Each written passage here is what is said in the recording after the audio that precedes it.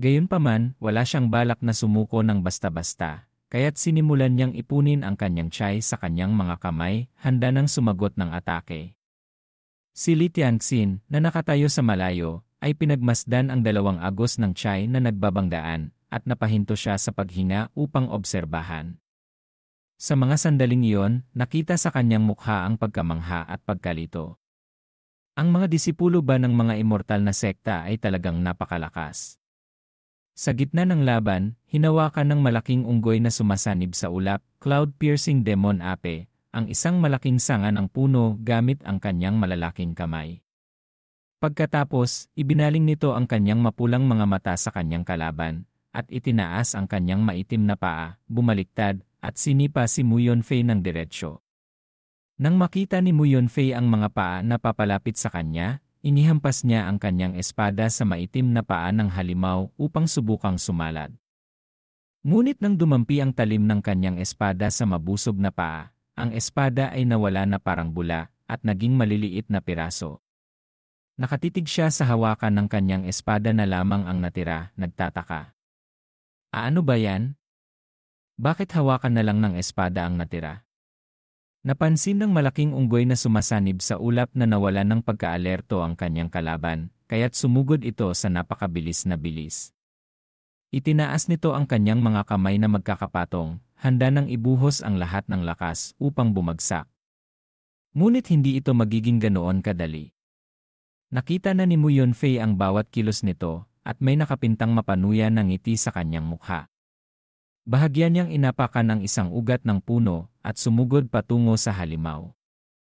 Kasabay ng pag-atake ng halimaw sa kanyang dating kinatatayuan, na nagdulot ng paglipad ng mga ugat sa paligid, yumuko si Mu Yunfei upang umiwas at sumugod sa pagitan ng katawan ng halimaw.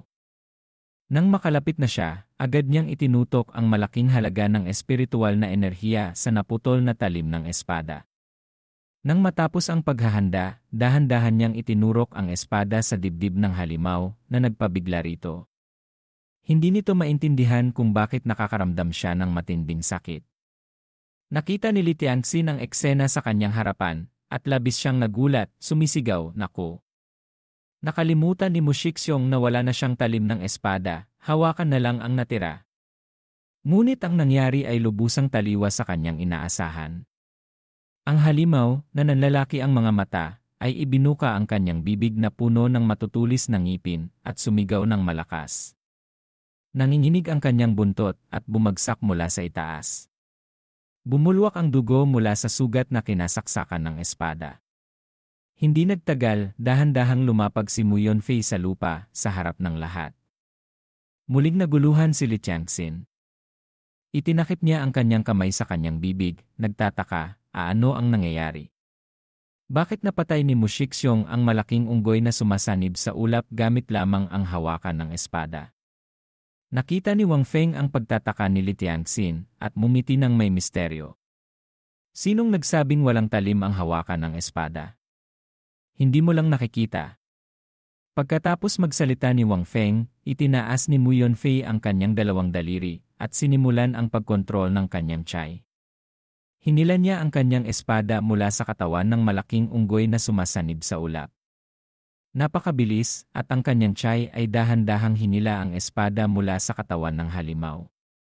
Nakita ni Wang Feng ang kanyang disipulo na madaling nakontrol ang enerhiya ng espada at lihim siyang ngumiti.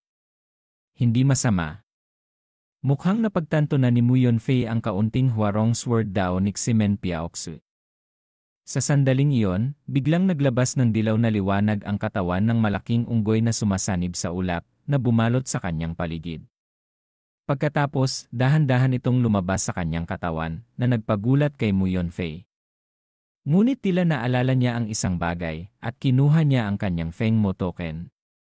Nang makita ng dilaw na liwanag ang Feng Mo token, agad itong lumipad sa loob ng token. Nakatanggap siya ng mga puntos at bumaling siya kay Wang Feng, ipinagmamalaki ang kanyang Feng Mo token. Nakakuha ito ng 1,0,0,000 puntos. Labis na nagulat sina Wang Feng at Ling Fio. Kasabay nito, sa likod ng bangkay ng malaking unggoy na sumasanib sa ulap, biglang naglabas ng pulang liwanag at dahan-dahan itong lumipad. Sa kabutihang palad, si Ling Fiyu ay nakatayo sa tapat ni Mu Yunfei, kaya't nagulat siya nang makita ang kakatwang pangyayari, at sumigaw, "Mushidi, mag-ingat ka." Ang malaking unggoy na sumasanib sa ulap. Dahil hindi nakikita ni Mu Yunfei ang kanyang likuran, nalalaki ang kanyang mga mata, at naguguluhan siyang tumingin pabalik kay Ling Fiyu. Ngunit sa likod ni Mu Yunfei, sa dibdib ng halimaw, lumitaw ang isang lamat. Mula sa bitak na iyon, lumabas ang isang bagay na kulay pula, na dahan-dahang naghalo, na bumubuo ng palikpik ng isda. Hindi nagtagal, naging pating itong kulay pula, na may mahaba at matibay na mga pangil na ibinubuka ang kanyang bibig at sumugod kay Mu Yunfei. Sa sandaling iyon, napagtanto ni Mu Yunfei na nasa panganib siya, at lumingon siya. Ngunit huli na ang lahat. Kinagat ng pating ang kanyang braso, na nagpakita ng sakit sa kanyang mukha. Ngunit hindi niya nakalimutang lumaban. Tinipon niya ang kanyang ki sa kanyang mga daliri, at agad na pinugutan ng ulo ang pating. Naisip niya na gumamit siya ng labis na malaking halaga ng Xuan Qi upang patayin ang malaking unggoy na sumasanib sa ulap, at ang natitirang Xuan Qi ay sapat lamang para sa isang huling beses na paggamit ng Huarong Sword daw. Bagamat napatay ni Mu Yunfei ang nilalang, nasugatan siya sa kanyang braso. Kinailangan niyang lumuhod sa lupa, nawalan ng maraming lakas.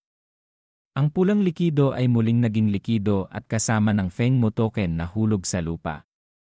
Nakita ni Mu Yunfei ang mga pangyayari at nagtaka. Napagtanto niya na ito ay ang Great Sharp Blood Transformation. Hindi ito isang kasanayan na magagamit